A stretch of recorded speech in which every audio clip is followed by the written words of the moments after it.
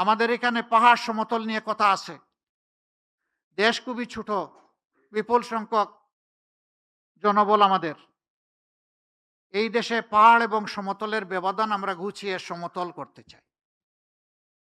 এই রেষারেষি হিংসাহিংসি দূর করতে চাই।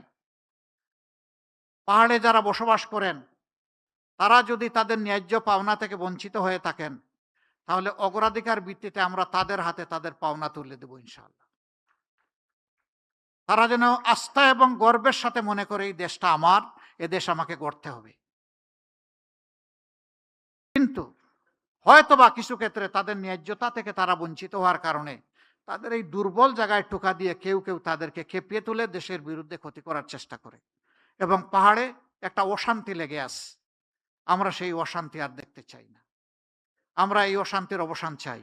এই পাহাড় রক্ষা করতে গিয়ে আমার জানা মতো 10,000-এর অধিক সেনাবাহিনীর সদস্যদেরকে জীবন দিতে হয়েছে।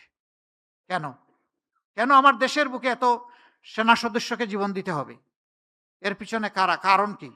এগুলা খুঁজে বের করে এর যৌক্তিক সমাধান করা হবে। যেই সমাধান পেয়ে সবাই আনন্দিত হবে ইনশাআল্লাহ।